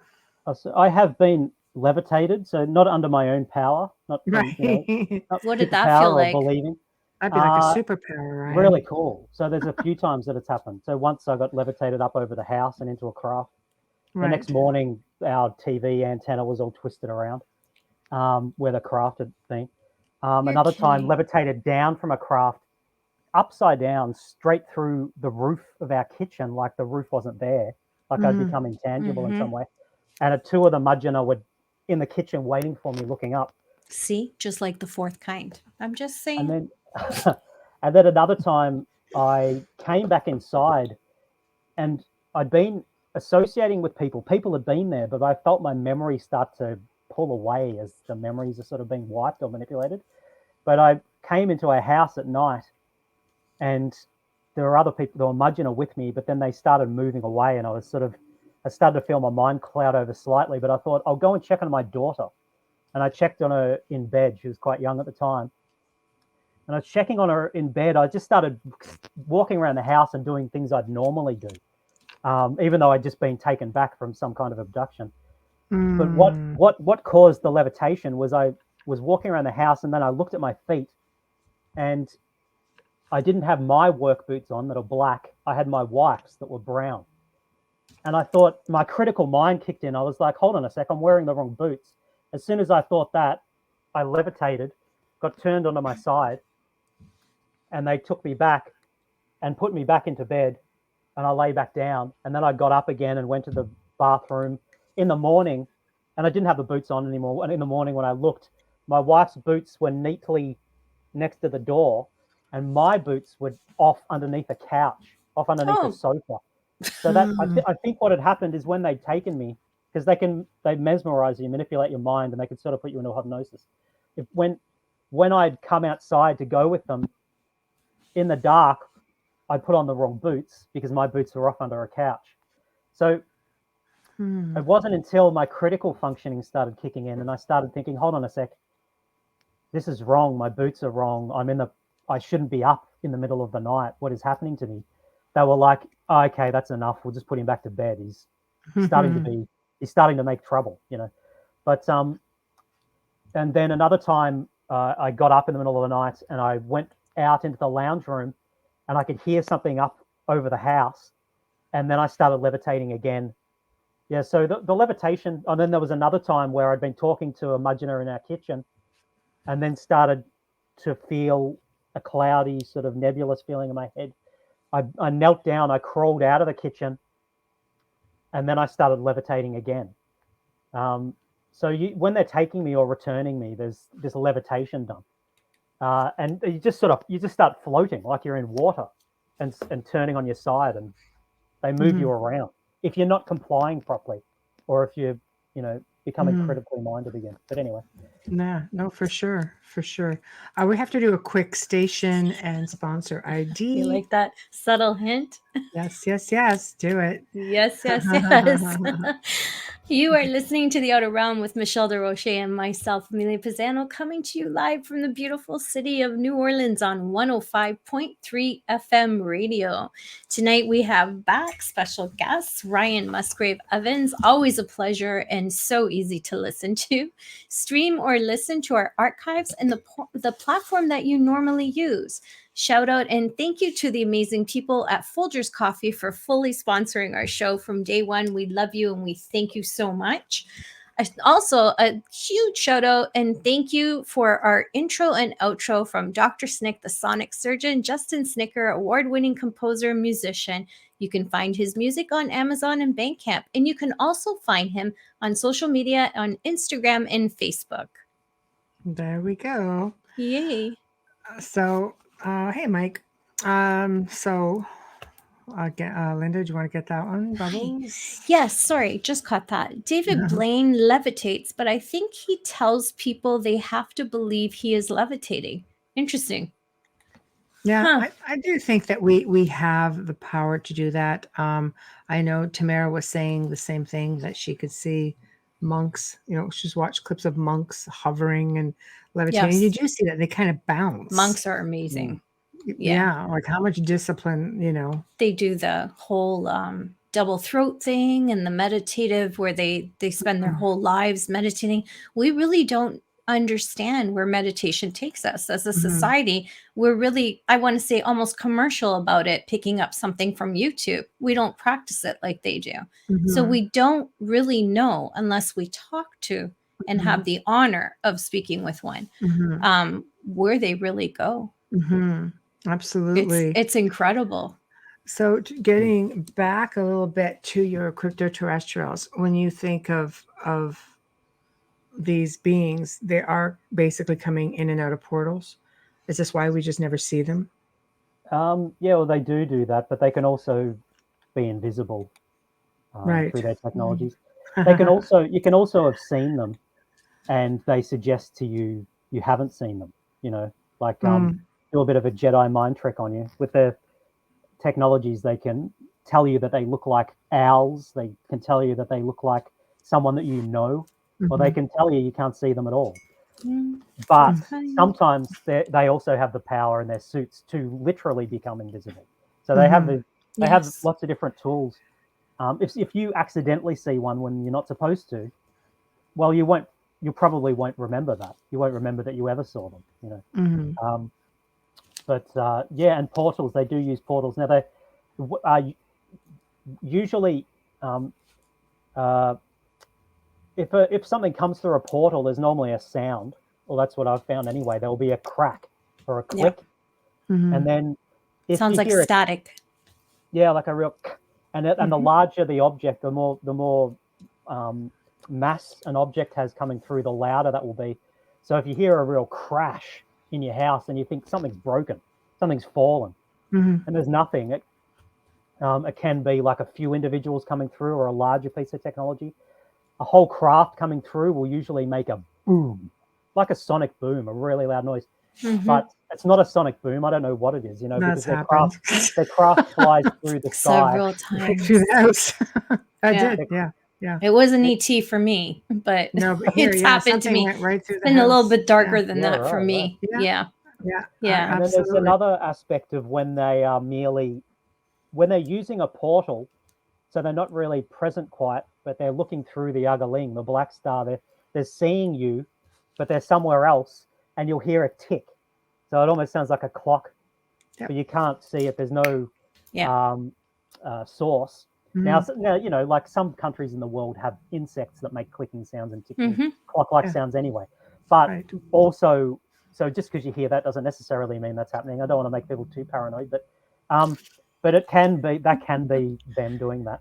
And then also there's sometimes, but not always, there'll be a smell like sulfur or rotting flesh when objects come through these portals, and it's something to do with the effect that this technology has on the atmosphere surrounding the portal, and that smell can stick to them, but is not from them. It's just the act of going through the portal, and it can remain on them for a little while. So this is like the old fire and brimstone, where sometimes you'll see paranormal creatures and they'll have this smell, is part of the portal.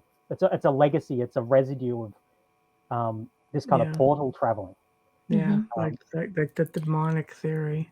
Can I just Yeah. sorry. Thank you. I wanted to ask you this question. It just popped into my head right now. Do you have any understanding as to why they've abducted you?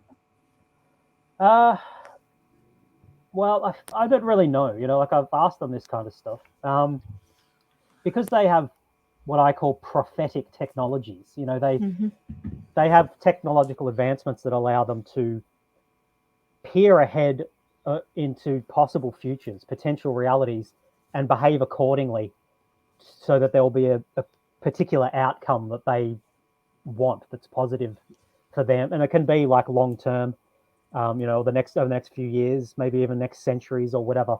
And they're manipulating reality in that sense, and I call it piloting reality, like people pilot a TV series by releasing an episode, or when you pilot a research project, where you do a test, they can look into the future and decide what course of action to take here, then there, if that, then this, then that, then this.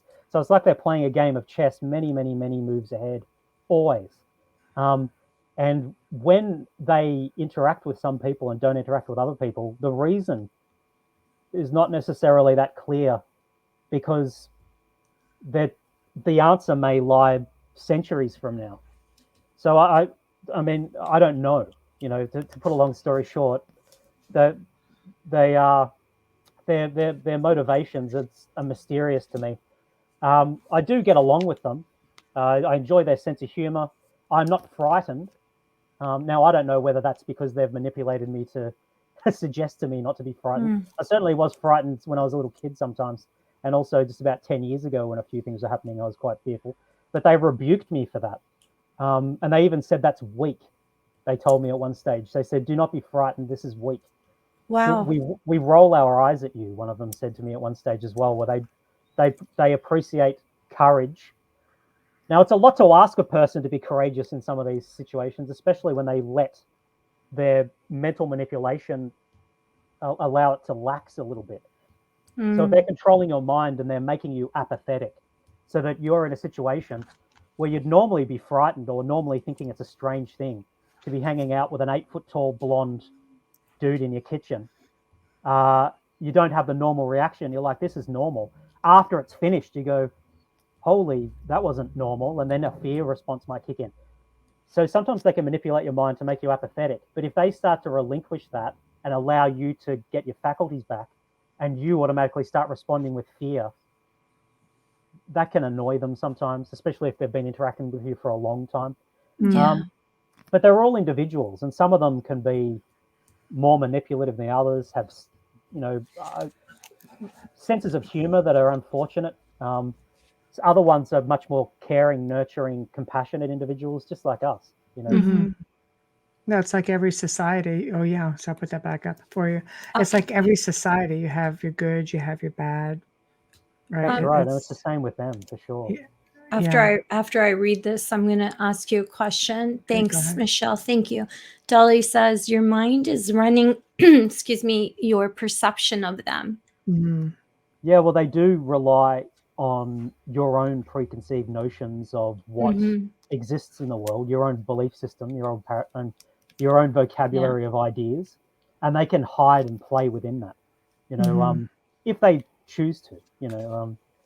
But yeah, so they are reliant, taking from your own mind, you know, what would be the word I want? Sort of like they're getting inspiration from your understanding to mask themselves, sometimes.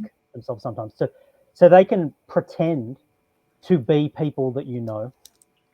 They can even pretend to be people that you've known that are no longer with us. Oh.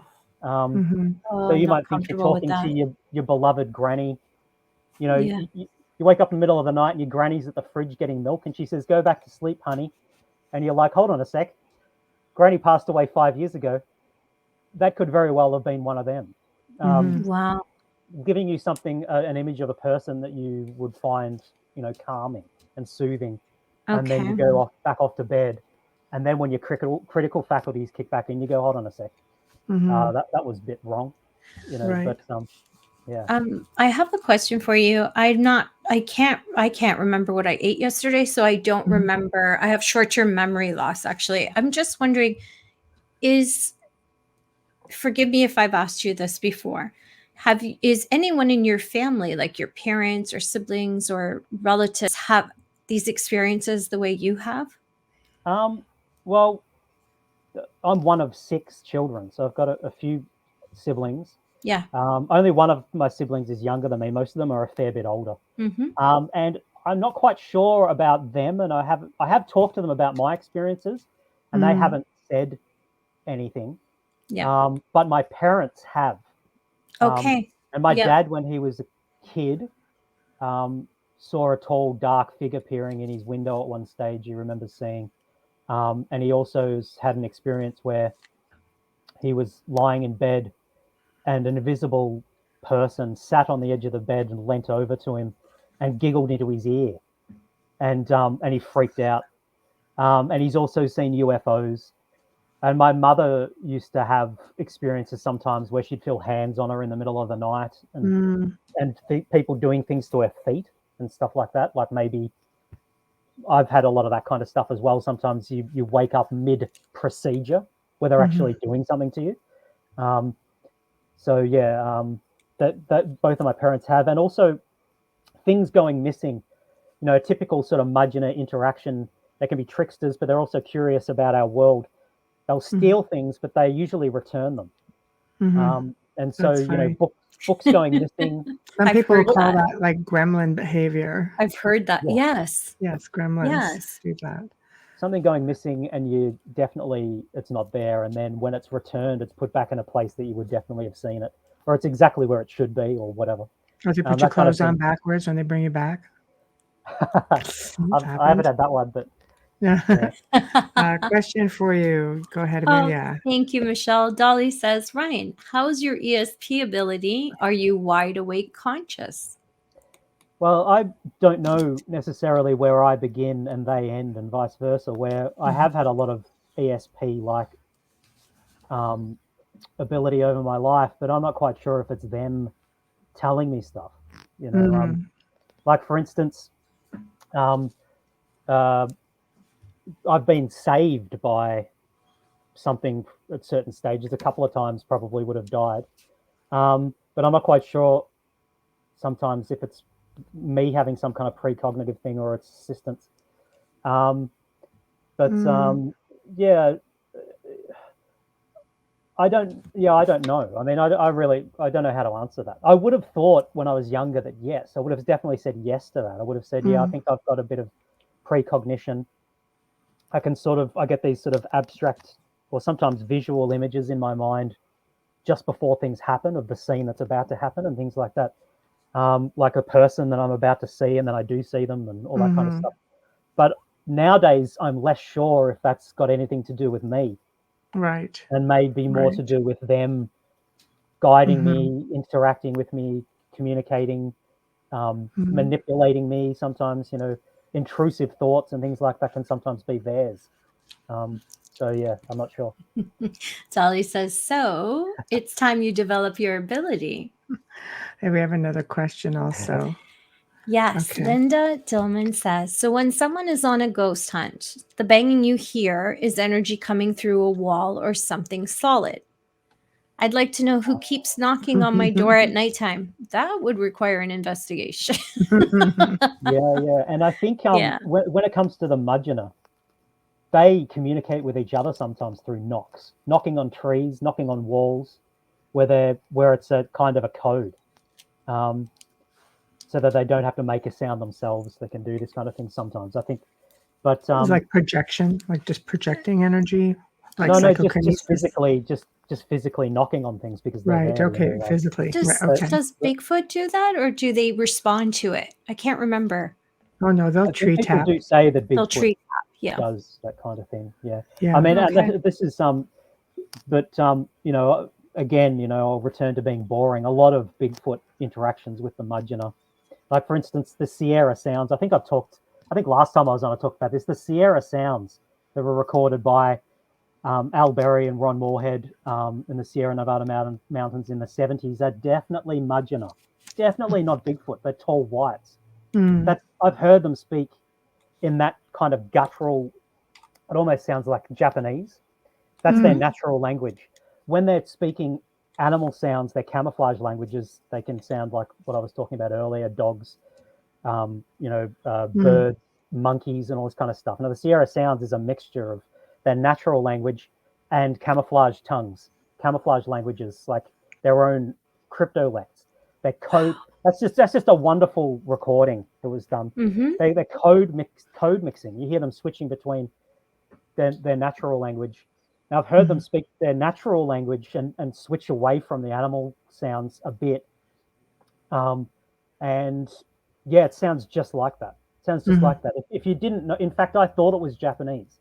In the early days when I used to hear them talking, sometimes when they'd come and they'd be like shadow people moving around and you hear them talking in what I thought was Japanese. I was like, what the fuck? Well, sorry. It's okay. Don't worry about it. Fine. Don't worry about it. We have a delay on FM. Sorry. It's okay. One we're friend, okay. The second one we're about $25,000 US in, but one is good. Don't worry about it.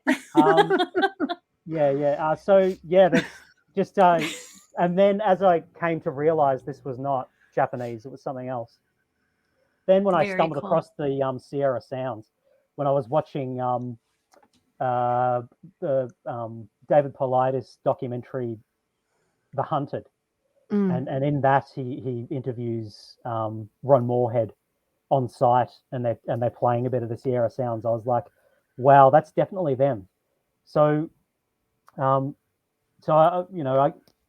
sometimes some paranormal phenomena that's associated with Sasquatch and is interpreted as being evidence for the existence of Sasquatch, right, is actually them. Which is not to say that Sasquatch doesn't necessarily exist, but just certain things that have been placed. Like normally the Sierra Sounds is either thought of as being evidence for the existence of Bigfoot. So it's either fake, or if it's real, then Bigfoot's real. Well, no, it's the third one. It's real, and it's not Bigfoot. It's these dudes, So like, I mean, people are casting, footprints and everything when it comes to Bigfoot. Hair samples are finding. That's true as well. Yeah, they're getting more and more. Well, there's also behaviors like the nests that they make, and they do them in specific ways. Right. So yeah, so I don't know. Yeah. What do you make of that? It's like, yeah, it's difficult to say, isn't it? And it's interesting that it just seems to be a universal thing as well. It's that so many different unconnected cultures have these creatures, these large hairy hominids in their folklore. yeah. It's quite impressive, you know. But then again, as well, some of them I think are probably some manifestations of beings that look like that might be these TLFs I was talking about that have more to do with the crypto-terrestrials using some kind of fake tool. In the Colorado ranch case that we were talking about before, not only did the rancher meet two fair beings with big eyes, but there was a cube on the ground. I left this out before. There was a cube on the ground, and while he's standing there talking to these two entities, a Bigfoot. This is in the his testimony anyway. A Bigfoot-like creature wandered out of the trees, went to pick up the cube, and then just fell on the ground, dead maybe or incapacitated anyway. Wow. And the fair beings said to the rancher, "You see, don't touch these cubes. They are lethal." So they'd expressed to him earlier, "Don't touch these." And it was almost like they used the Bigfoot as an example of what not to do. So now the idea that Bigfoot was a real creature with a life of its own makes that story seem incredibly cruel.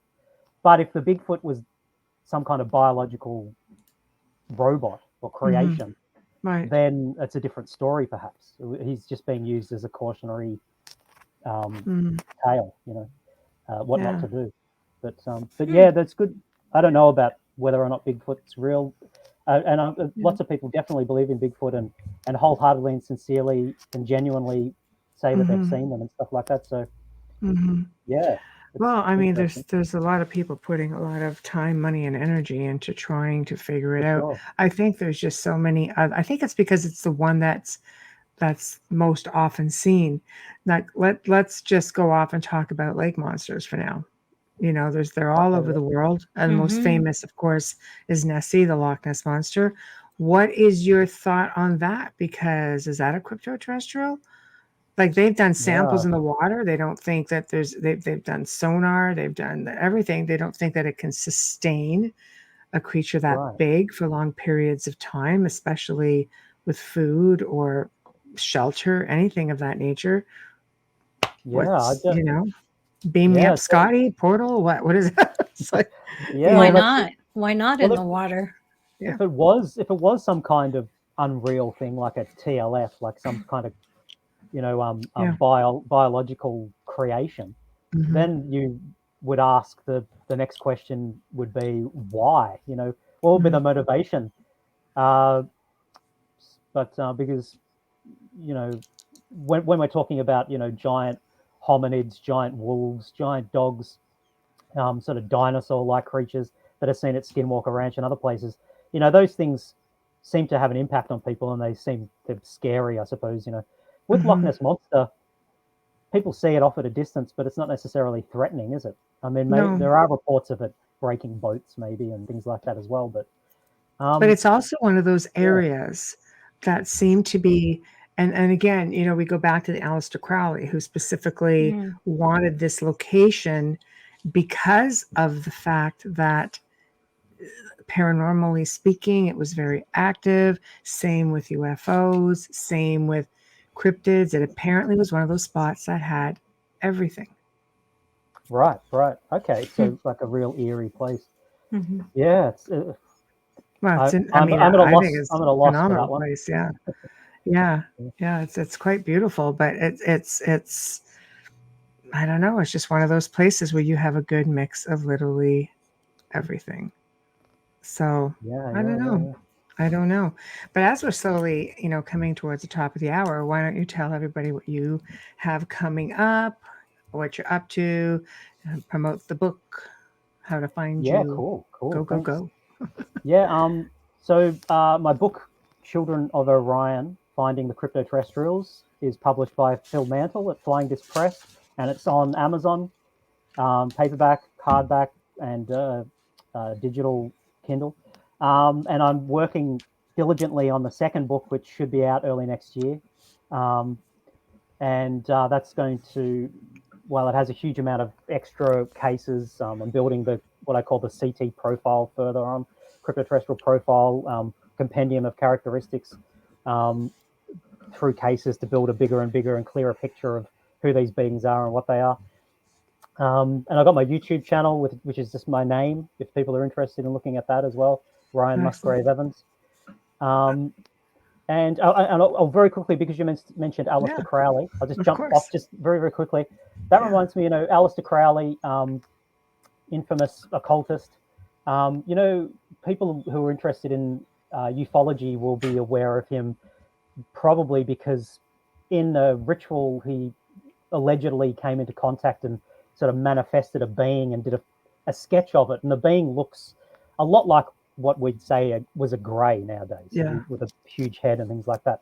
And people have made that connection where maybe he had summoned what we would call an ET now, or now that is impressive, that one. But what blew me away was another esotericist, Rudolf Steiner. Yes. And I used to only know him because I was a school teacher. I only really knew Rudolf Steiner from his educational theories and curricula and things like that. I didn't realize in his later life he had this whole other side to him where he was an occultist and an esotericist, and he really came up with a religion, his own religion, anthroposophy, which there are a lot of people that still practice it. And he was such a prestigious writer, but he was such a polymath where he was just excelled at so many different things, and he did sculptures of what he called Ahriman or Ahrimanic beings. And I just saw these sculptures, probably the first time I saw it was 6 months ago, or maybe not quite a year ago, I'm not quite sure. And I was blown away by how similar they are in appearance to the Majina. Now, he was calling them Ahriman and Ahrimanic beings, and he did sketches. He also did a sculpture. And what was particularly impressive to me was the hand. The hand of the Ahrimanic being is very similar to the hands of the Majina, where they have 2 fingers to one side and then like a split, and 2 fingers on the other side. And they have prehensile fingers that oppose. Their four fingers oppose each other, and then their thumb is vestigial and largely pointless. But so I don't know what's going on there. In my opinion, Rudolf Steiner was probably a crypto-terrestrial experiencer as well. I could see that. Yeah, I can see that. I think people who have really profound experiences will, you just go on that journey where you want to learn so much more, and you go both sides of the coin. Like you look at even Christopher Lee, the actor who passed like ages ago. A lot of people don't realize, they look at him as this amazing actor. He was a musician. He had a large library and an occultist. Yeah. Right. Right? Like people like, what? Yeah. He just had this like amazing persona, but he was just really, there are people who look at the occult and they right off the bat, like, oh, you're practitioners of all the evil stuff. It's like, no, it's an ancient knowledge. It really is. It's people have just, we're just such tunnel vision, in this day and age. We have tunnel vision. We don't really look at everything, and we surely don't research the origins, because we would not be looking and saying some of the things that we do if we did. That's true. For sure. Sure. But thank you so much for coming on. We always just so enjoy having you on. You're a lot of fun. You're a lot of knowledge. Such great fun. Thanks, guys. Oh, you can tell you're a natural born teacher, because when you speak, you captivate us. Like you just draw us right in. Nice. I could listen to you for hours. Thank you. Thanks so much. That's a nice compliment. But I miss you guys. We don't see each other enough. We'll have to do it again. Do it again. Maybe touch on Aleister Crowley a little bit. There we go. That would be very cool. Yeah, talking about some of the esotericists, Blavatsky, Steiner. Yeah, I think that paves the way for something entirely different. Just send me some info and give me something to build on, and we'll look at it, and we'll definitely do this again. I love it. So I will email you. Adriana. Very cool. Learned Thanks a so lot. much. Me too, Adriana. Me too. All right. I always do. Ken Thank you, Keiser says, Ryan. enjoyed the show. Thanks, Ryan. Have Thanks a so good much, day guys. and stay out of the cold. That's right. I will. Thank you. Right. Bye, everyone. Good night. Night. Good night. Good night. Well, we've come to the end of another fantastic segment. It's always fantastic when Ryan is on the show with us. He's just a lot of fun. He's so easy to listen to, lots of knowledge, and really digs deep, you know. So thank you. Big thank you to Ryan for joining us. Thank you to Folgers Coffee, as always, for being, you know, best sponsor ever. And big thank you to Dr. Snick for your voice, your music. We love you and we appreciate you guys so much. So remember, stop by all of our YouTube channels, International Public Radio, UFO Paranormal Radio, UFO Gods, Extraterrestrials, and go, you know, check us out too at the Outer Realm. And if you like the content, please subscribe. We really appreciate it. We appreciate the, you know, the support, and we appreciate all of you hanging with us each and every week.